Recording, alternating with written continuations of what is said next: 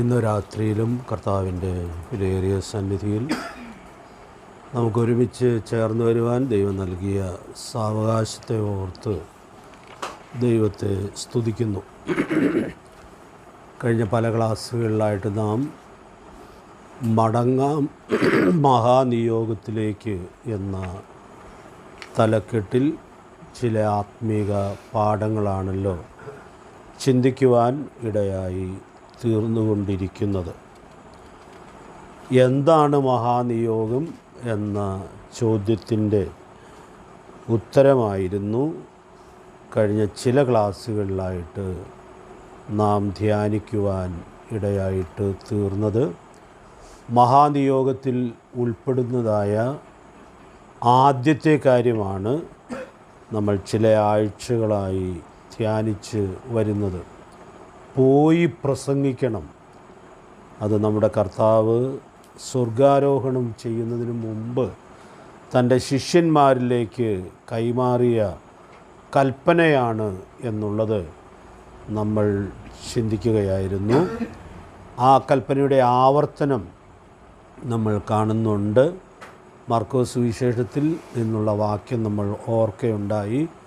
ലൂക്കോസ് 24-ാം അധ്യായത്തിലെ ആ വാക്കുകളാണ് കഴിഞ്ഞ ക്ലാസ്സിൽ നാം ചിന്തിക്കുവാൻ ഇടയായിട്ട് തീർന്നത്. പോയി പ്രസംഗിക്കണം, സുവിശേഷം പ്രസംഗിക്കണമെന്നേ മാർക്കോസ് 16-ൽ കർത്താവ് പറഞ്ഞുള്ളൂ. എന്നാൽ ലൂക്കോസ് 24-ൽ വരുമ്പോൾ ഒരു വ്യത്യസ്തത നമ്മളവിടെ ഓർക്കുകയുണ്ടായി. അത് നിങ്ങളുടെ ഓർമ്മയിലുണ്ട് എന്ന് ഞാൻ വിചാരിക്കുകയാണ്. സുവിശേഷം പ്രസംഗിക്കുമ്പോൾ തന്നെ എന്തൊക്കെ പ്രസംഗിക്കണം എന്നുള്ളതായ കാര്യം കർത്താവ് വളരെ കൃത്യമായി അവിടെ വിശദീകരിക്കുന്നതായി നമ്മൾ കാണുന്നുണ്ട്. അപ്പോൾ അതുകൊണ്ട് സുവിശേഷം പ്രസംഗിക്കുമ്പോൾ അത്യാവശ്യമായും പറയേണ്ടിയിരിക്കുന്ന 4 വിഷയങ്ങൾ അവിടെ കർത്താവ് ശിഷ്യന്മാരെ ഫലമേൽപ്പിക്കുന്നു എന്നുള്ളത് നാം കാണുകയാണ്. നമ്മുടെ തലക്കെട്ട് ഇവിടെ ഓർക്കണം. ഇതിൽ നിന്നൊക്കെയുള്ള വ്യതിചലനങ്ങൾ ധാരാളം നമ്മൾ കാണുവാനിടയായിട്ട് തീരുന്നുണ്ട്. നമ്മളും ചിലപ്പോൾ വ്യതിചലിച്ചിട്ടുണ്ടായിരിക്കാം. പക്ഷേ കർത്താവിൻ്റെ വാക്കുകളെ കൃത്യമായി ഏറ്റെടുത്ത് അതിൻ്റെ കൃത്യമായ അനുസരണത്തിലേക്ക് മടങ്ങി വരാനായിട്ട് സാധിക്കേണ്ടിയിരിക്കുന്നു. അതുകൊണ്ട് നാം എന്ത് പ്രസംഗിക്കണം എന്ന് നമ്മുടെ ഗുരുനാഥൻ പറഞ്ഞിട്ടുണ്ടോ ആ കാര്യങ്ങൾക്ക് പ്രാധാന്യം നൽകി പ്രസംഗിക്കാനുള്ള കടപ്പാട് നമ്മൾ കാണുകയാണ്.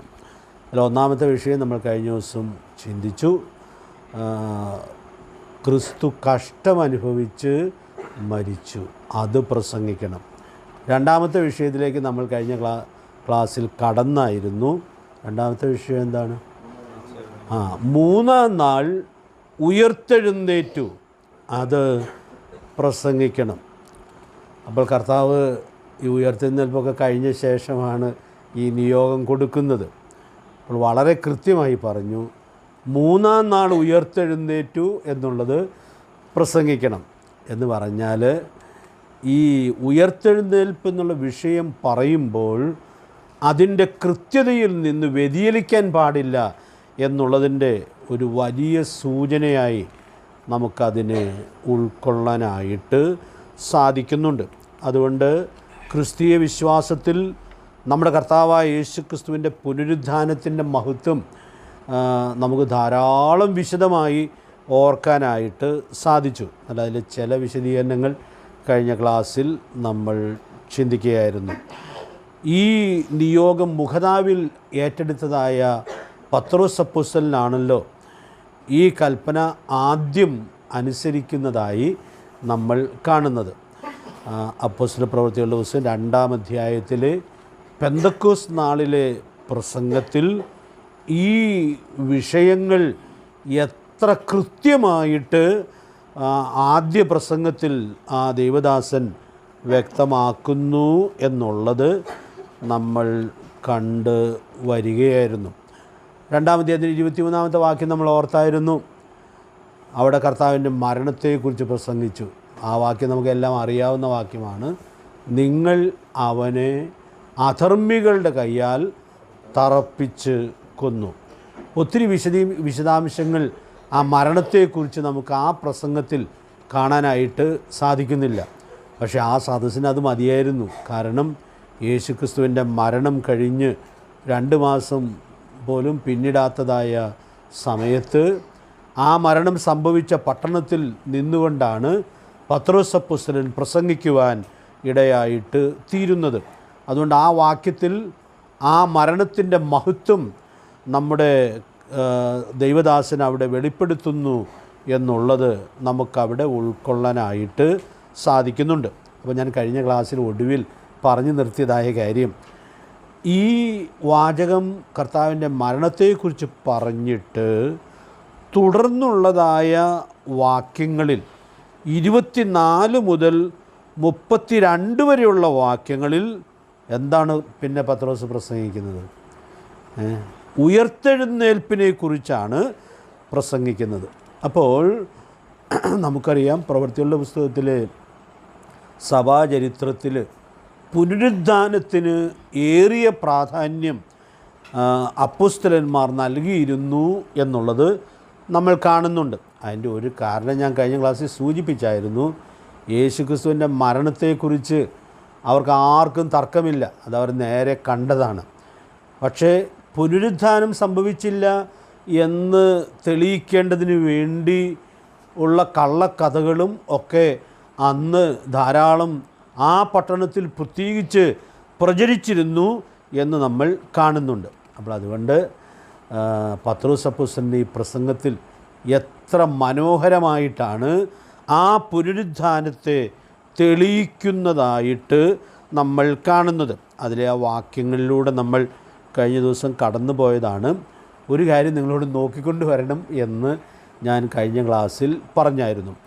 ഈ പ്രസംഗത്തിൽ പത്രോസ് അപ്പോസ്തലൻ്റെ പ്രതിപാദനം തൻ്റെ ഗുരുനാഥൻ്റെ പ്രതിപാദനത്തിൻ്റെ ഒരു അനുകരണമായിട്ടാണ് ഇരിക്കുന്നത്.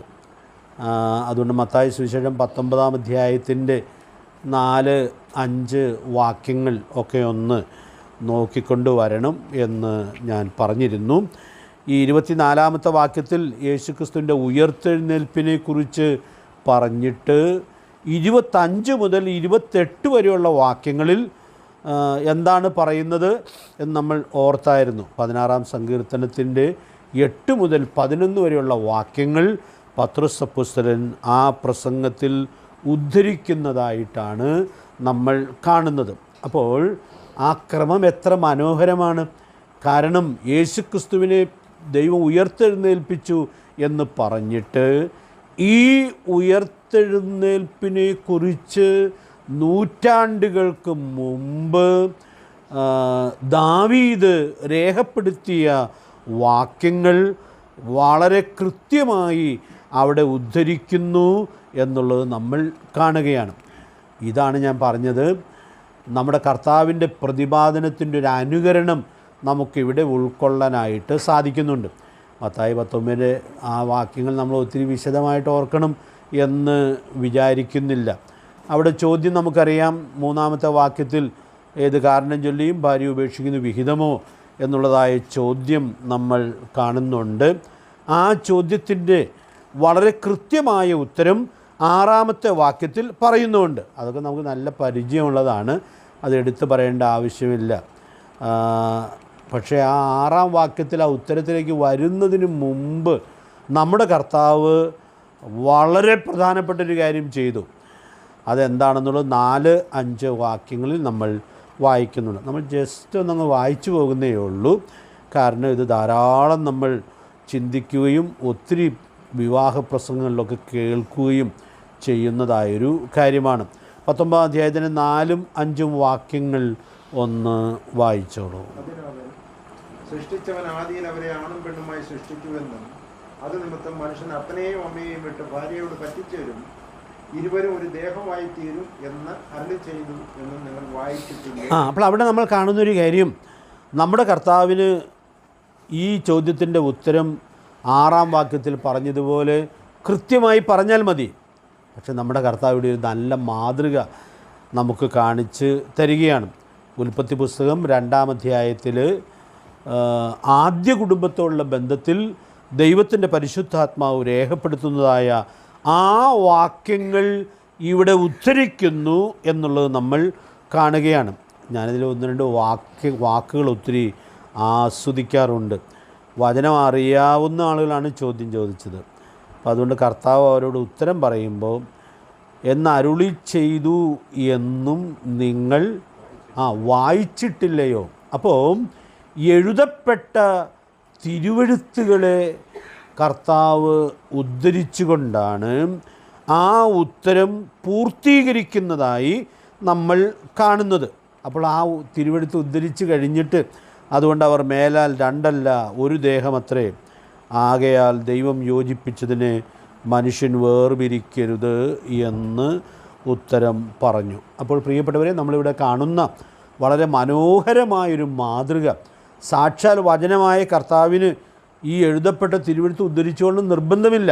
പക്ഷേ നമുക്കും കൂടെ മാതൃകയായിട്ട് നമ്മുടെ കർത്താവ് ഈ കാര്യം ചെയ്യുന്നു എന്നുള്ളത് നമ്മൾ കാണുകയാണ്. നമ്മളിപ്പോഴും ചിന്തിച്ചത് എന്തുകൊണ്ടാണ് പത്രോസ് അപ്പോസ്തലൻ യേശുക്രിസ്തുവിൻ്റെ പുനരുദ്ധാനത്തെക്കുറിച്ച് പറയുമ്പോഴും 2-ാം അധ്യായത്തിൽ 24-ാമത്തെ വാക്യത്തിൽ ആ സത്യം വെളിപ്പെടുത്തിയിട്ട് തുടർന്നുള്ള വാക്യങ്ങളിൽ ദാവീദ് ഈ പുനരുദ്ധാനത്തെക്കുറിച്ച് രേഖപ്പെടുത്തിയ വാക്കുകളിലേക്ക് വരുന്നു എന്നുള്ളത് നമുക്കിവിടെ ഉൾക്കൊള്ളുവാനായിട്ട് സാധിക്കുകയാണ്. അപ്പോൾ അങ്ങനെ ആ വാക്യങ്ങൾ ഉദ്ധരിച്ച ശേഷം പുനരുദ്ധാനത്തെ പറഞ്ഞ് ഉറപ്പിക്കുന്നു എന്നുള്ളത് നാം ഇവിടെ കാണുകയാണ്. അപ്പോൾ അതുകൊണ്ട് ഞാൻ ഇന്ന് രാത്രി ഇത് അല്പം വിശദമായി പറയുന്നതിൻ്റെ താല്പര്യം, നമ്മളും പുനരുദ്ധാനത്തെ, നമ്മുടെ കർത്താവിൻ്റെ പുനരുദ്ധാനത്തെക്കുറിച്ച് പറയുമ്പോൾ ആ പുനരുദ്ധാനം തിരുവെഴുത്തിലും പ്രകാരമായി ആയിരിക്കുന്നു എന്നുള്ളതായ സത്യം ഉറപ്പിച്ച് പറയുക എന്നുള്ളത് അതിൽ തന്നെ വളരെ പ്രധാനപ്പെട്ടതായൊരു കാര്യമാണ്. ദാവീദിൻ്റെ വാക്കുകൾ ഉദ്ധരിച്ചിട്ട് പത്രോസ് അപ്പോസ്തലൻ ഒരു ചോദ്യം ചോദിക്കുന്നുണ്ട്. ഈ സംഘത്തിന് എഴുതിയ ദാവീദ് നിദ്ര കൊണ്ടു എന്ന് നമുക്കറിയാം. അപ്പോൾ ദാവീദിൻ്റെ കല്ലറ നമുക്കിവിടെ ഉണ്ട്.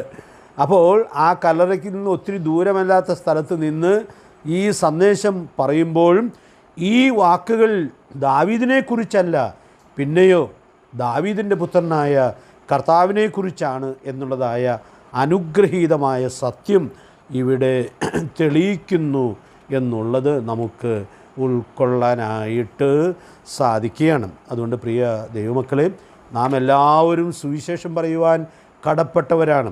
നമ്മളെല്ലാവരും സുവിശേഷം പറയുന്ന ഒരു നല്ല കാലത്തിലേക്ക് മടങ്ങി വരിക എന്നുള്ളതാണ് ഇന്ന് നമ്മുടെ പ്രധാനപ്പെട്ട ആവശ്യമായിട്ട് ഇരിക്കുന്നത്. അപ്പോൾ നമ്മൾ നമ്മുടെ കർത്താവിൻ്റെ മരണത്തെക്കുറിച്ച് പറയുമ്പോൾ, പുനരുദ്ധാനത്തെക്കുറിച്ച് പറയുമ്പോൾ അപ്പോസ്തലനായ പത്രോസ് അനുവർത്തിച്ച ഈ അതിമനോഹരമായ മാതൃക നമുക്ക് ഉൾക്കൊള്ളാനായിട്ട് സാധിക്കട്ടെ. ഇനി മറ്റ് അപ്പോസ്തലന്മാരുടെ പ്രസംഗങ്ങളുമൊക്കെ നമുക്കിവിടെ ചേർത്ത് ഓർക്കാവുന്നതാണ്. അത് നിങ്ങളുടെ സ്വയമായ ധ്യാനത്തിനും പഠനത്തിനും വേണ്ടി വിടുകയാണ്.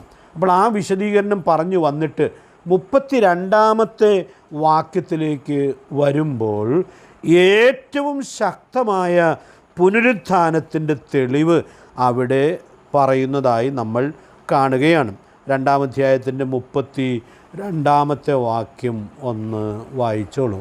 ഈ യേശുവിനെ ദൈവം ഉയർത്തെഴുന്നേൽപ്പിച്ചു, അതിന് ഞങ്ങൾ എല്ലാവരും സാക്ഷികളാകുന്നു. അപ്പോൾ അവിടെ ഈ വിശദീകരണമെല്ലാം വളരെ മനോഹരമായി പറഞ്ഞിട്ട് 24-ാമത്തെ വാക്യത്തിൽ ആ ഉയർത്തെഴുന്നേൽപ്പ് ഒരു സ്റ്റേറ്റ്മെൻ്റായിട്ട് പത്രോസ് പറഞ്ഞിട്ടുണ്ട്. പക്ഷേ ഈ സങ്കീർത്തനത്തിൽ നിന്നുള്ളതായ വാക്യങ്ങൾ ഉദ്ധരിച്ചതിന് ശേഷം ഈ 32-ാമത്തെ വാക്യത്തിൽ വരുമ്പോൾ പുനരുത്ഥാനത്തിൻ്റെ ഏറ്റവും ശക്തമായ തെളിവ് വെളിപ്പെടുത്തുകയാണ്. അതിന് ഞങ്ങളെല്ലാവരും സാക്ഷികൾ ആകുന്നു. അപ്പോൾ നമ്മൾ ആ പശ്ചാത്തലം ഉൾക്കൊണ്ട് വേണം ആ വാക്യം ചിന്തിക്കാനായിട്ട്. കാരണം യേശുക്രിസ്തുവിൻ്റെ ഉയർത്തെഴുന്നേൽപ്പ് സംഭവിച്ച് അത് ആ പട്ടണത്തിലെ പ്രധാനപ്പെട്ടൊരു സംസാര വിഷയമായിട്ട് ഇരിക്കുമ്പോൾ ഇവിടെ പത്രോസ് അപ്പോസ്തലൻ വലിയ കൂട്ടത്തിൻ്റെ മുമ്പിൽ നിന്ന് പറയുകയാണ്, യേശുക്രിസ്തുവിൻ്റെ പുനരുത്ഥാനത്തിന് ഞങ്ങളെല്ലാവരും സാക്ഷികൾ ആകുന്നു. പ്രിയപ്പെട്ടവരെ, അപ്പോൾ യേശുക്രിസ്തുവിൻ്റെ പുനരുത്ഥാനത്തിൻ്റെ ഏറ്റവും ശക്തമായിട്ടുള്ള സാക്ഷ്യം അത് കണ്ട ആളുകൾ നൽകുന്നതായ സാക്ഷ്യമാണ്. ഈ വാക്യം നമ്മൾ വായിക്കുമ്പോൾ ലൂക്കോസ് 24:48 വാക്യം കൂടി ഓർമ്മയിൽ വരും. ഈ 4 പ്രസംഗ വിഷയം കർത്താവ് കൊടുത്തിട്ട് 48 വാക്യം ഒരു കൊച്ചു വാക്യമാണ്, ഇതിന് നിങ്ങൾ സാക്ഷികൾ ആകുന്നു. അപ്പോൾ ഈ 4 പ്രസംഗ വിഷയങ്ങൾ കർത്താവ് കൊടുത്തിട്ട് അതേ തുടർന്ന് ഇതാരോട് കൈമാറാനിടയായി തീർന്നു, അവരോട് പറയുകയാണ്, ഇതിന് നിങ്ങൾ സാക്ഷികൾ ആകുന്നു. അതുകൊണ്ട് പ്രിയ ദൈവമക്കളെ, നമുക്കിവിടെ ഉൾക്കൊള്ളാനായിട്ട് സാധിക്കുന്നതായൊരു കാര്യം, നമ്മുടെ കർത്താവിൻ്റെ പുനരുത്ഥാനത്തെക്കുറിച്ച് നമുക്ക് തിരുവെഴുത്തിലൂടെ വളരെ കൃത്യമായി അത് വിശദീകരിക്കണം. അത് സുവിശേഷ പ്രസംഗത്തിൽ ഏറ്റവും പ്രധാനപ്പെട്ട കാര്യമാണ്. പക്ഷേ ആ വിശദീകരണത്തിൽ ഒതുങ്ങാൻ പാടില്ല. പിന്നെയോ, ഈ പുനരുത്ഥാനത്തിന് ഞാൻ സാക്ഷിയാണ് എന്ന് ചേർത്ത് പറയാനുള്ളതായ വലിയ ഉത്തരവാദിത്വം നമ്മുടെ കർത്താവ് ഇവിടെ ഭരമേൽപ്പിക്കുന്നതായി നമുക്ക് കാണുവാനായിട്ട് കഴിയുന്നുണ്ട്. 1 കൊരിന്ത്യർ 15-ാം അധ്യായം പുനരുത്ഥാനത്തിൻ്റെ അധ്യായമാണല്ലോ. അപ്പോൾ അവിടെ അപ്പോസ്തലനായ പൗലോസ് പുനരുത്ഥാനത്തെ തെളിയിക്കുമ്പോൾ സാക്ഷികളുടെ നീണ്ട ഒരു നിര അവിടെ ചൂണ്ടിക്കാണിക്കുന്നതായി നമ്മൾ കാണുന്നുണ്ട്. നമുക്ക് നല്ല പരിചയമുള്ള വാക്യമാകൊണ്ട് എല്ലാം നമ്മൾ വായിക്കണം എന്ന് നിർബന്ധമില്ലല്ലോ. 1 കൊരിന്ത്യർ 15-ന്റെ 6 അനന്തരം അവൻ 500-ൽ അധികം സഹോദരന്മാർക്ക് ഒരുമിച്ച് പ്രത്യക്ഷനായി. അപ്പോൾ പുനരുത്ഥാനത്തിൻ്റെ സാക്ഷികളെ നിരത്തുകയാണ്. കേഫാവിന് പ്രത്യക്ഷമായ കാര്യം ഒക്കെ പറയുന്നു, മറ്റ് അപ്പോസ്തലന്മാർക്ക് പ്രത്യക്ഷനായ കാര്യം പറയുന്നു, ഒടുവിൽ അകാലപ്രജ പോലെയുള്ള എനിക്കും പ്രത്യക്ഷനായി എന്ന് എഴുത്തുകാരൻ എല്ലാ വിനയത്തോടും കൂടെ അവിടെ വെളിപ്പെടുത്തുന്നു. പിന്നെ 500-ലധികം പേർക്ക് ഒരുമിച്ച് പ്രത്യക്ഷനായി എന്ന് അവിടെ വ്യക്തമാക്കുകയാണ്. അതോട് ചേർന്ന് പറയുന്നുണ്ട്, അവർ മിക്കവേരും ഇന്ന് വരെ ജീവനോടിരിക്കുന്നു, ചിലരോ നിദ്ര പ്രാപിച്ചിരിക്കുന്നു. അപ്പോൾ ഉയർത്തെഴുന്നേൽപ്പിൻ്റെ വലിയ സാക്ഷികളുടെ കൂട്ടത്തെ ഉയർത്തിക്കാണിക്കുന്നു എന്നുള്ളത് നമുക്കിവിടെ ഓർക്കാനായിട്ട് സാധിക്കുകയാണ്. ഇത്രയും സാക്ഷികളെ അണിനിരത്തുന്നൊരു ന്യായവാദം ലോക ചരിത്രത്തിൽ ഉണ്ടായിട്ടില്ല.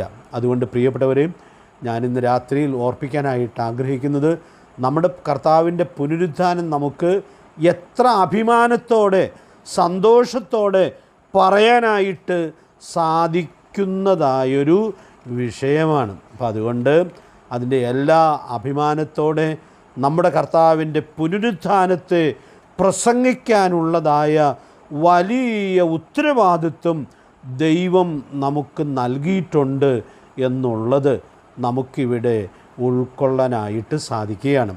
ഞാൻ ഈ കാര്യം ഇങ്ങനെ ധ്യാനിക്കുമ്പോൾ ഓർത്തു, നമ്മുടെ കർത്താവിൻ്റെ പുനരുത്ഥാനം കഴിഞ്ഞുള്ള എല്ലാ തലമുറയിലും കോടിക്കണക്കിന് ആളുകൾ ആ പുനരുത്ഥാനത്തിൻ്റെ സാക്ഷികളായി ജീവിക്കുവാൻ ഇടയായിട്ട് തീർന്നിട്ടുണ്ട്. ഇന്നും ഈ തലമുറയിലും അങ്ങനെ ജീവിക്കുന്നുണ്ട്. കുറേ വർഷങ്ങൾക്ക് മുമ്പ് കുന്നക്കുടിയിൽ ഒരു ദൈവദാസൻ വന്ന്, അപ്പോൾ അദ്ദേഹം ഹൈന്ദവ പശ്ചാത്തലത്തിൽ നിന്ന് വേർപെട്ട് വന്ന ഒരാളായിരുന്നു. അപ്പോൾ അന്നത്തെ ഞായറാഴ്ച ഉച്ച കഴിഞ്ഞുള്ള പരസ്യയോഗത്തിന് അദ്ദേഹം 1-2 സ്ഥലങ്ങളിൽ പ്രസംഗം പറയാനിടയായിട്ട് തീർന്നു. നമുക്കൊക്കെ വളരെ പരിചയമുള്ള ഒരു പാട്ട്, ഒരു പാരഡി പോലെ അദ്ദേഹം അല്പം വ്യത്യാസപ്പെടുത്തി ആ പരസ്യയോഗത്തിൽ പാടിയത് ഇപ്പോഴും എൻ്റെ മനസ്സിൽ വളരെ പച്ചയായിട്ടുള്ളതായ ഓർമ്മയാണ്. യേശുക്രിസ്തു ഉയർത്തി ജീവിക്കുന്നു എന്നുള്ള പാട്ടാണ് പാടിയത്. അപ്പോൾ പരലോകത്തിൽ ജീവിക്കുന്നു എന്നുള്ളതാണ് പാട്ടിൽ നമ്മൾ പാടുന്നത്. പക്ഷേ അദ്ദേഹം ആ പ്രസംഗത്തോട് ചേർത്ത് പാടി യേശുക്രിസ്തു ഉയർത്തു ജീവിക്കുന്നു, എൻ്റെ ഹൃദയത്തിൽ ജീവിക്കുന്നു.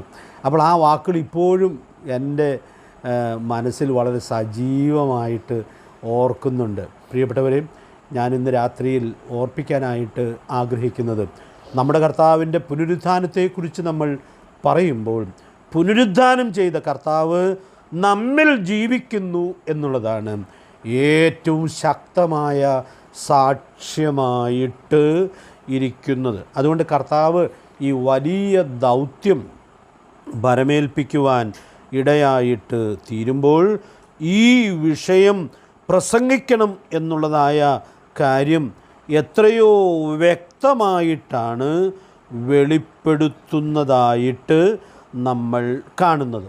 അപ്പോൾ പത്രോസ് അപ്പോസ്തലൻ്റെ ഈ പ്രസംഗത്തിൽ എത്ര മനോഹരമായിട്ടാണ് യേശുക്രിസ്തുവിൻ്റെ പുനരുത്ഥാനത്തെ വെളിപ്പെടുത്തുന്നതായി നമ്മൾ കാണുന്നത്.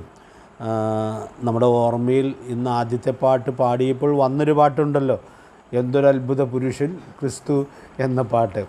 അതിൽ ഒരു ലൈൻ പാടുമ്പോഴൊക്കെ ഞാൻ ഓർക്കും, ഹൃദിബോധം ലവമുള്ളവരെല്ലാം അടിപണിയും തൻ സന്നിധവും. അപ്പോൾ നമ്മുടെ കർത്താവിൻ്റെ മഹത്വം ഇങ്ങനെ ഓരോന്നായി ആ പാട്ടിൽ വർണ്ണിച്ച് വന്നിട്ട് അതിൻ്റെ എല്ലാം ആകത്തുകയായി ആ ദൈവദാസൻ്റെ വലിയ അതിശയത്തോടു കൂടിയുള്ളതായ വെളിപ്പെടുത്തലാണ് ആ വരികളിൽ നമുക്ക് വായിക്കാനായിട്ട് സാധിക്കുന്നത്. അതുകൊണ്ട് പ്രിയപ്പെട്ടവരെ, ഞാനിന്ന് രാത്രി ഓർപ്പിക്കട്ടെ, നമ്മൾ പ്രസംഗിക്കുന്നത് നമുക്ക് വേണ്ടി മരിച്ച് ഉയർത്തെഴുന്നേറ്റ ക്രിസ്തുവിനെയാണ്. അത് എല്ലാ ധൈര്യത്തോടും അഭിമാനത്തോടും സന്തോഷത്തോടും കൂടെ പ്രസംഗിക്കാനായിട്ട് നമുക്ക് കഴിയേണ്ടിയിരിക്കുന്നു. ആ വലിയ സത്യം നമുക്കിവിടെ ഉൾക്കൊള്ളാനായിട്ട് കഴിയുകയാണ്. നമ്മൾ ഈ ഉയർത്തെഴുന്നേൽപ്പിനെ വെച്ച് കഴിഞ്ഞ ക്ലാസ്സിൽ ചിന്തിച്ചപ്പോൾ ഓർത്തൊരു കാര്യം ഞാനൊന്ന് ചേർത്ത് പറഞ്ഞോട്ടെ. റോമാലേഖനം 4-ാം അധ്യായത്തിൽ നമ്മൾ ഉയർത്തെഴുന്നേൽപ്പ് പ്രസംഗിക്കുമ്പോൾ അനുവാചകരിലേക്ക് ഒരു വലിയ സന്ദേശം കൈമാറുന്നുണ്ട്. എന്താ സന്ദേശം? യേശുക്രിസ്തു ഉയർത്തെഴുന്നേറ്റത് നമ്മുടെ നീതീകരണത്തിന് വേണ്ടിയാണ്. അപ്പോൾ ഈ പ്രസംഗിക്കുന്നയാൾ ആ നീതീകരണം പ്രാപിച്ചയാളാണ്.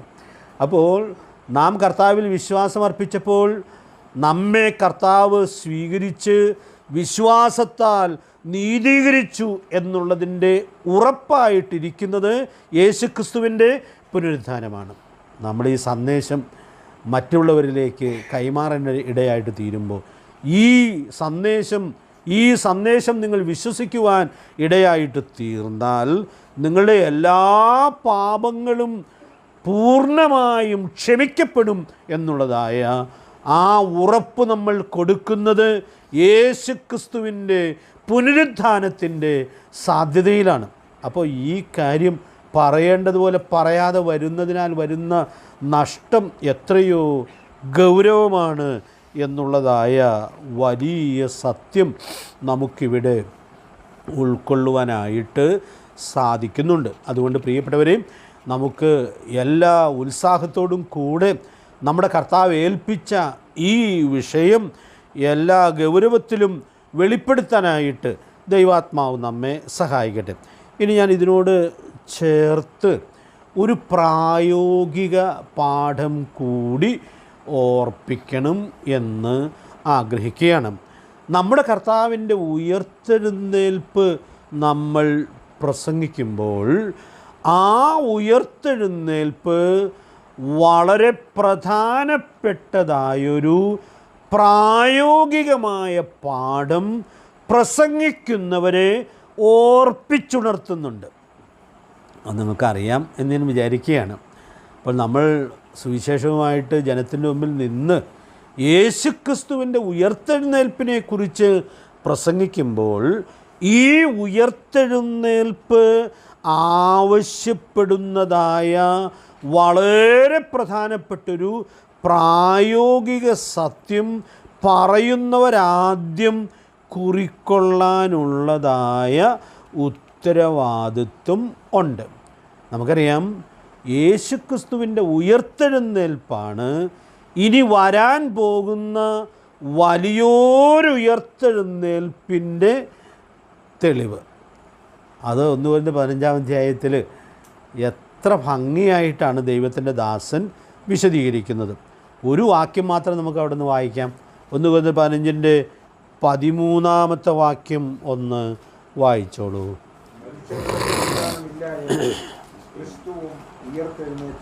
അപ്പോൾ അവിടെ മരിച്ചവർക്ക് പുനരുദ്ധാനമുണ്ട് എന്നുള്ളതായ കാര്യം ദൈവത്തിൻ്റെ ദാസൻ അവിടെ തെളിയിക്കുമ്പോൾ അതിലേറ്റവും ശക്തമായ തെളിവായി പറയുന്നത് എന്താണ്? യേശുക്രിസ്തുവിൻ്റെ ഉയർത്തെഴുന്നേൽപ്പാണ്. അതിന് തൊട്ട് ചേർന്നുള്ള വാക്യങ്ങൾ അത് പറയുന്നുണ്ട്. ആദ്യ ഫലം ക്രിസ്തു, പിന്നെ ക്രിസ്തുവിനുള്ളവർ. അപ്പോൾ പ്രിയപ്പെട്ടവരെ, നമുക്കറിയാം അതിൻ്റെ അർത്ഥം നമുക്ക് ലളിതമായിട്ട് അറിയാവുന്നതാണ്. എങ്കിലും അറിയാൻ പാടില്ലാത്തവരാരെങ്കിലും ഉണ്ടെങ്കിൽ ഒരു വാക്യം ഞാൻ എടുത്തു പറയുന്നു. യഹൂദൻ്റെ കൃഷിയുടെ ക്രമീകരണത്തിൽ ഒരാദ്യഫലക്കറ്റ ഉണ്ട്, ഒരാദ്യഫലക്കറ്റയുണ്ട്. അതിന് ആ കൊയ്ത്ത് അടുക്കുമ്പോൾ അതിൻ്റെ തലക്കതിരുകൾ ശേഖരിച്ച് ദൈവാലയത്തിൽ കൊണ്ടുവന്ന് അർപ്പിക്കുകയാണ് ആദ്യഫലക്കറ്റ. അപ്പോൾ ആദ്യഫലക്കറ്റയ്ക്ക് ഒരു വലിയ പ്രസംഗം പറയാനായിട്ടുണ്ട്. പ്രസംഗം പറയുന്നില്ല എന്ന് മാത്രമേ ഉള്ളൂ. ആദ്യഫലക്കറ്റ കാണുമ്പോൾ അതിനൊരു വലിയ സന്ദേശമുണ്ട്. എൻ്റെ പിന്നാലെ എൻ്റെ ഈ പ്രകൃതത്തിൽ വലിയൊരു കൊയ്ത്ത് വരാനായിട്ട് പോകുന്നു എന്നുള്ളത് ഈ കറ്റ നിശബ്ദമായി വെളിപ്പെടുത്തുകയാണ്. പൗരസഭ എന്ത് ഭംഗിയായിട്ട് അത് വെളിപ്പെടുത്തുന്നത്. അപ്പോൾ ഇവിടെ ഉയർത്തെഴുന്നേൽപ്പിനെ തെളിയിക്കുമ്പോൾ പറയുകയാണ് ആദ്യഫലം ക്രിസ്തു, യേശുക്രിസ്തുവിൻ്റെ ഉയർത്തെഴുന്നേൽപ്പ് ഇനിയും സംഭവിക്കാൻ പോകുന്ന വ്യാപകമായ വലിയ ഉയർത്തെഴുന്നേൽപ്പിൻ്റെ ഒരു മുന്നോടിയായിട്ടാണ് ഇരിക്കുന്നത്. അതുകൊണ്ട് പ്രിയപ്പെട്ടവരെ, നമുക്കും കർത്താവിൻ്റെ ഉയർത്തെഴുന്നേൽപ്പ് പ്രസംഗിക്കുമ്പോൾ ഈ ഭാവി സത്യത്തെക്കുറിച്ചുള്ളതായ വലിയ ഉൾക്കാഴ്ച നമ്മുടെ മനസ്സിലുണ്ടെങ്കിൽ അത് നമുക്ക് ധൈര്യത്തോടെ ഈ കാര്യം പ്രസംഗിക്കത്തക്കവണ്ണം നമ്മെ ഒരുക്കും. അപ്പോൾ അതുകൊണ്ട് ഈ ഉയർത്തെഴുന്നേൽപ്പ് ചൂണ്ടിക്കാണിക്കുന്ന ഭാവി സത്യം ചിലപ്പോൾ കേൾവിക്കാർക്ക് മുഴുവനും മനസ്സിലായെന്ന് വരികയില്ല, അവർക്ക് പിന്നീടായിരിക്കും അത് മനസ്സിലാവുക. എന്നാൽ ഇത് പ്രസംഗിക്കുന്ന നമുക്ക് അതിൻ്റെ വലിയ ആത്മീക ആവേശം ഉൾക്കൊണ്ട് അത് പറയാനുള്ളതായ അവകാശമുണ്ട്. നമ്മൾ ശവസംസ്കാരത്തോടൊക്കെ ബന്ധപ്പെട്ട് ഉയർത്തെഴുന്നേൽപ്പിനെക്കുറിച്ച് പറയുമ്പോൾ ഇത് നമ്മൾ വളരെ കൃത്യമായിട്ട് പറയുമല്ലോ. കാരണം ഇതിനെ ആർക്കും നിഷേധിക്കാനായിട്ട് സാധിക്കുകയില്ല. അതുകൊണ്ട് 1 തെസ്സലോനിക്കർ 4-ാം അധ്യായത്തിൽ കർത്താവ് വരുമ്പോൾ സംഭവിക്കാൻ പോകുന്ന ഉയർത്തെഴുന്നേൽപ്പിനെക്കുറിച്ച് പറയുമ്പോഴും ഒക്കെ ഈ സത്യം അവിടെ എടുത്തു പറയുന്നുണ്ട്. നമുക്കറിയാമെങ്കിൽ ഒരു വാക്യം ഒന്ന് ചേർത്ത് വായിച്ചു പോകാം. 1 തെസ്സലോനിക്കർ 4-ാം അധ്യായത്തിൻ്റെ 14-ാമത്തെ വാക്യം ഒന്ന് വായിച്ചോളൂ. 4:14.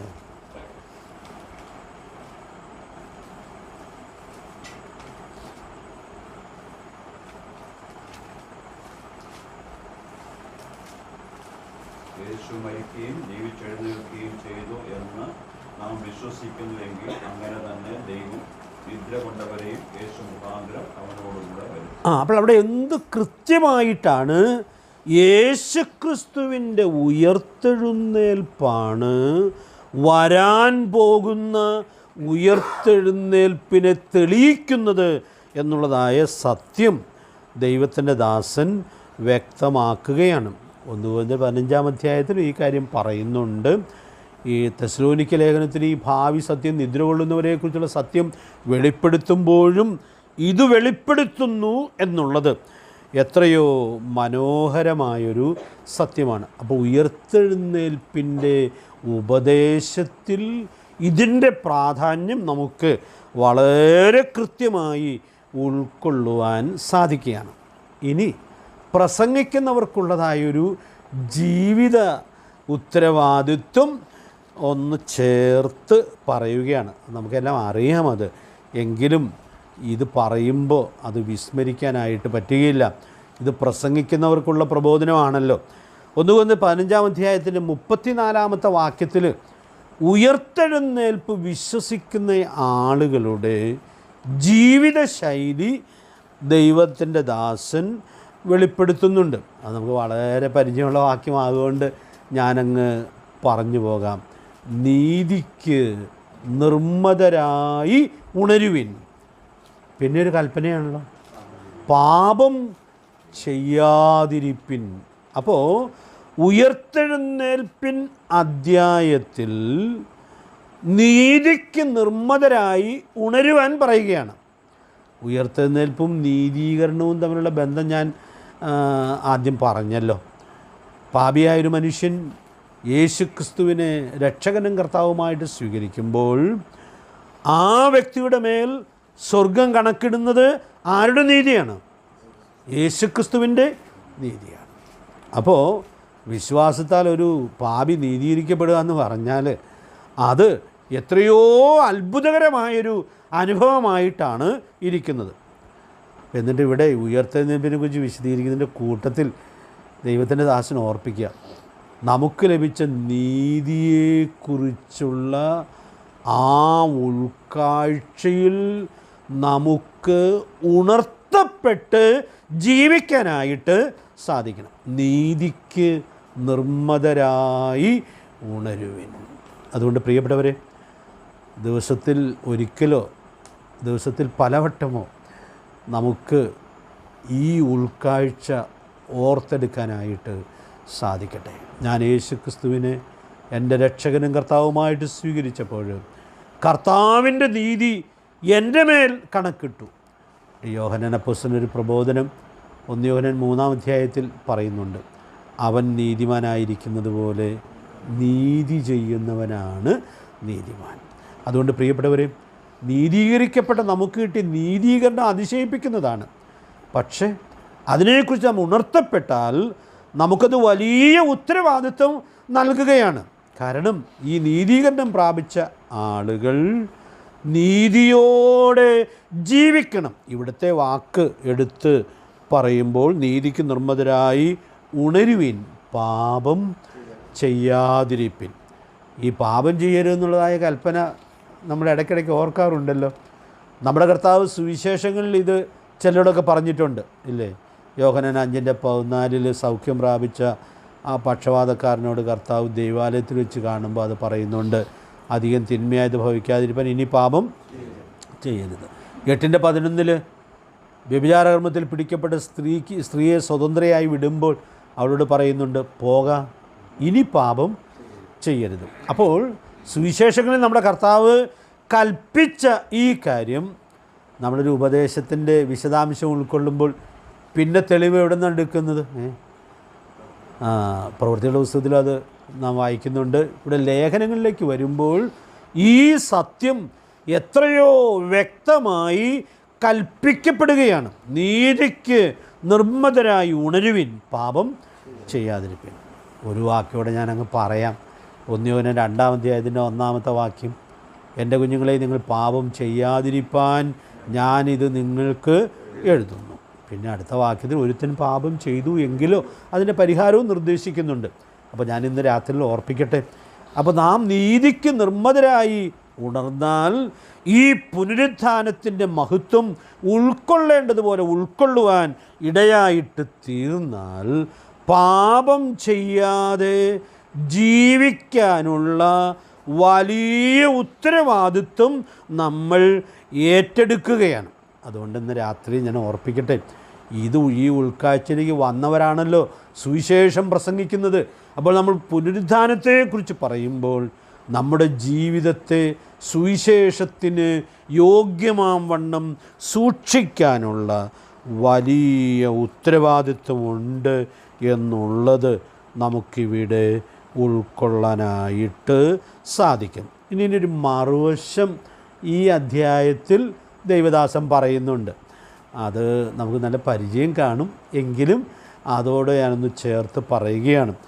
പുനരുദ്ധാനം വിശ്വസിക്കുന്ന ആളുകളുമുണ്ട്, വിശ്വസിക്കാത്ത ആളുകളും ഉണ്ട്. അപ്പോൾ വിശ്വസിക്കുന്നവരുടെ ജീവിതശൈലിയാണ് 34-ാമത്തെ വാക്യത്തിൽ. വിശ്വസിക്കാത്തവരുടെ ജീവിതശൈലി 32-ഉം 33-ഉം വാക്യങ്ങളിൽ നമ്മൾ കാണുന്നുണ്ട്. ഒന്ന് വായിച്ച് മാത്രം പോകാം, ഒത്തിരി വിശദീകരണം പറയണമെന്നില്ലല്ലോ. 15-ന് 32, 33 വാക്യങ്ങൾ. എഫെസോസിൽ വെച്ച് മൃഗയുദ്ധം ചെയ്തത് വെറും മാനുഷ്യം എന്ന് വരി എനിക്ക് എന്ത് പ്രയോജനം? മരിച്ചവർ ഉയർത്തുന്നില്ല എങ്കിൽ നാം തിന്നുക കുടിക്കുക നാളെ ചാവുമെന്ന് വഞ്ചിക്കപ്പെടരുത്. ഉദ്ഘാടനത്താൽ സദാചാരം പെട്ടുപോകും. അപ്പോൾ അവിടെ ദൈവത്തിൻ്റെ ദാസൻ ഓർപ്പിക്കുന്നതായ കാര്യം, മരിച്ചവർ ഉയർക്കുന്നില്ലെങ്കിൽ, അപ്പോൾ പുനരുത്ഥാനം ഇല്ലെങ്കിൽ പിന്നെ പറയുന്നത് വേറെ വലിയ ആത്മീയ കാര്യങ്ങളൊന്നും ചിന്തിക്കേണ്ട ആവശ്യം ഇല്ല. രൂപാന്തരപ്പെട്ട ജീവിതത്തെക്കുറിച്ച് ചിന്തിക്കേണ്ട ആവശ്യം ഇല്ല. എങ്ങനെ ജീവിച്ചാൽ മതി എന്നുള്ളത് വളരെ സിമ്പിളായിട്ട് അവിടെ പറയുന്നുണ്ട്. തിന്നുക കുടിക്കുക നാളെ ചാകുമില്ല, അതിനപ്പുറമൊന്നും ഇല്ലല്ലോ. അപ്പോൾ പ്രിയപ്പെട്ടവരെ, എന്ത് ഭംഗിയായിട്ടാണ് ദൈവത്തിൻ്റെ ദാസൻ ഈ പുനരുത്ഥാനവും പുനരുത്ഥാനത്തോട് ബന്ധപ്പെട്ട ജീവിതത്തിൻ്റെ വ്യത്യാസവും വ്യക്തമാക്കുന്നതായി നമ്മൾ കാണുന്നത്.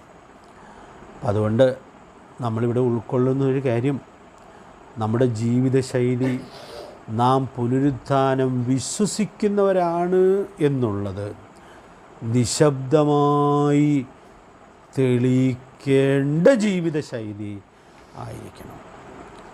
തിന്നുക കുടിക്കുക നാളെ ചാകുമല്ലോ എന്ന ആളുകൾക്ക് തോന്നുന്നത് പോലെ പുനരുത്ഥാനത്തെക്കുറിച്ച് പറയുന്ന ആളുകൾ ജീവിക്കാൻ പാടില്ല. അങ്ങനെ ജീവിക്കുന്നത് നമുക്ക് വേണ്ടി ജീവൻ കൊടുത്ത കർത്താവിന് അപമാനമായിരിക്കും. അതുകൊണ്ട് പ്രിയപ്പെട്ടവരെ, പുനരുത്ഥാനം പ്രസംഗിക്കണം എന്ന് കർത്താവ് പറയുമ്പോൾ ഈ സത്യങ്ങൾ നമ്മൾ ചേർത്ത് ചിന്തിക്കുമ്പോൾ അത് എത്രയോ വലിയ ജീവിതപരമായ ഉത്തരവാദിത്വമായിട്ടാണ് ഇരിക്കുന്നത്. അടുത്ത വാക്യം ഞാൻ ഇന്ന് പകൽ ഒത്തിരി ഓർത്ത വാക്യമാണ് 33-ാമത്തെ വാക്യം. വഞ്ചിക്കപ്പെടരുത്, ദുർഭാഷണത്താൽ സദാചാരം കെട്ട് പോകുന്നു. അപ്പോൾ അതിലെ ആ വാക്ക് ഒരു ശക്തമായ സന്ദേശമാണ്. Be not deceived, evil communication, correct good manners. അതെന്നെ ഇന്ന് വളരെ ചിന്തിപ്പിച്ചതായൊരു വാചകമാണ്. നമ്മുടെ സംസാരം എത്രയോ പ്രധാനപ്പെട്ടതാണ്. മലയാളത്തിലെ ആ വാക്ക് വളരെ ആശയസമ്പുഷ്ടമാണ്. ദുർഭാഷണത്താൽ. അപ്പോൾ ഞാൻ ഇന്ന് പകലൊക്കെ ഓർത്തൊരു കാര്യം, പുനരുദ്ധാനം വിശ്വസിക്കുന്നയാളാണ് അല്ലയോ എന്നുള്ളത് എന്ത് കേട്ടാൽ മനസ്സിലാകും? വർത്തമാനം കേട്ടാൽ മനസ്സിലാകും. പ്രിയപ്പെട്ടവരെ, ഇവിടെ നമ്മൾ എത്രയോ ശരിയാകാനായിട്ട് ആവശ്യമുണ്ട്. അതുകൊണ്ട് നമ്മൾ വാക്കുകളിലൂടെയാണല്ലോ പുനരുത്ഥാനം പ്രസംഗിക്കുന്നത്.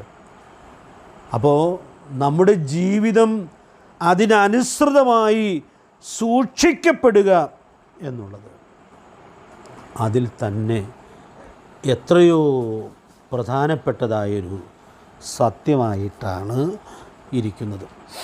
നമുക്കറിയാം, വാക്കുകൾ മോശമായാൽ അതിനാൽ വരുന്ന സാക്ഷ്യക്കുറവുകൾ ഏറെയായിരിക്കും. റോമാലേഖനം 3-ാം അധ്യായത്തിൽ എല്ലാവരും പാപികളാണെന്ന് പൗലോസപ്പോസ്തലൻ തെളിയിക്കുമ്പോൾ ഇങ്ങനെയൊരു വാക്ക് പറയുന്നുണ്ടല്ലോ, അവരുടെ തൊണ്ട തുറന്ന ശവക്കുഴി. ഇതിനേക്കാൾ ഗൗരവമായിട്ട് എങ്ങനെയാണ് അത് പറയാൻ പറ്റുക?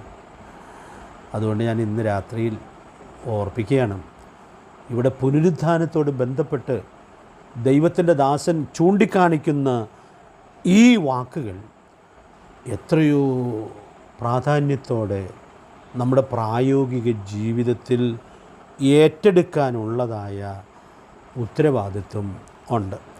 ഒരു വാക്യോടെ വായിച്ച് നമുക്ക് ഇന്നത്തെ പാഠം അവസാനിപ്പിക്കാം.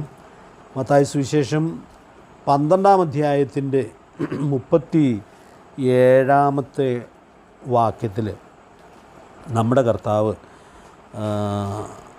സംസാരത്തെക്കുറിച്ചുള്ള സത്യങ്ങളുമൊക്കെ മനുഷ്യൻ പറയുന്ന ഏത് നിസാര വാക്കിനും ദൈവസന്നിധിയിൽ കണക്ക് കൊടുക്കേണ്ടി വരും എന്നുള്ള കാര്യമൊക്കെ പറഞ്ഞു വന്നിട്ട് ആ വാക്കുകൾ, ആ ഉപദേശം ഉപസംഹരിക്കുമ്പോൾ 37 വാക്യത്തിൽ ഒരു മനോഹരമായ പ്രയോഗമുണ്ട്. ഒന്ന് വായിക്കാം.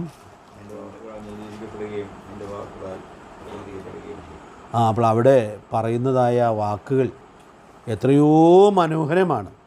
നിൻ്റെ വാക്കുകളാൽ നീതീകരിക്കപ്പെടും. വാക്കുകളല്ലല്ലോ നമ്മൾ നീതീകരിക്കപ്പെട്ടത്, വിശ്വാസത്താലല്ലേ? വിശ്വാസത്താലാണ് നീതീകരിക്കപ്പെട്ടത്. എന്താ പിന്നെ കർത്താവ് ഇങ്ങനെ പറയാൻ കാര്യം? വിശ്വാസത്താൽ നീതീകരിക്കപ്പെട്ട ആളുകൾ യോഗ്യമായി സംസാരിക്കാതെ വന്നാൽ, പ്രിയപ്പെട്ടവരെ, ആ നീതീകരണത്തിൻ്റെ സാക്ഷ്യം കൊടുക്കേണ്ടതുപോലെ കൊടുക്കാനായിട്ട് സാധിക്കുകയില്ല. നിൻ്റെ വാക്കുകളാൽ നീതീകരിക്കപ്പെടുകയും നിൻ്റെ വാക്കുകളാൽ കുറ്റം വിധിക്കപ്പെടുകയും ചെയ്യും. ഈ വാക്യം എല്ലാവരും ഒന്ന് മനഃപ്പാഠം പഠിച്ചിരുന്നത് നല്ലതാണ്. കാരണം നമ്മുടെ സംഭാഷണങ്ങൾ അതിൻ്റെ അതിരുകൾ ലംഘിക്കുന്നില്ല എന്നുള്ളത് അതിസൂക്ഷ്മതയോടെ ഉറപ്പുവരുത്താനുള്ളതായ ഉത്തരവാദിത്വം ഉണ്ട്. യാക്കോബ് പറയുന്നൊരു വാക്ക് നമുക്കറിയാമല്ലോ. ഒരാൾ തൻ്റെ നാവിന് കടിഞ്ഞാണിടാതെ താൻ ഭക്തൻ എന്ന് നിരൂപിച്ചാൽ അവൻ്റെ ഭക്തി വ്യർത്ഥമത്രേ. അതുകൊണ്ട് പ്രിയപ്പെട്ടവർ, ഈ മേഖല എത്രയോ പ്രധാനപ്പെട്ടതാണ്, എത്രയോ പ്രധാനപ്പെട്ടതാണ്. ഈ മേഖലയിലെ പരാജയം നമുക്ക് വേണ്ടി ജീവൻ കൊടുത്ത കർത്താവിനെ എത്രയോ അപമാനങ്ങൾ വിളിച്ചു വരുത്താൻ കാരണമായിട്ട് തീർന്നിട്ടുമുണ്ട്. അപ്പം അതുകൊണ്ട് പുനരുത്ഥാനം അതിൽ തന്നെ നമ്മെ പഠിപ്പിക്കുന്നതായ ജീവിത പാഠങ്ങൾ ഉൾക്കൊണ്ടുകൊണ്ട് നമുക്ക് ജീവിക്കാം.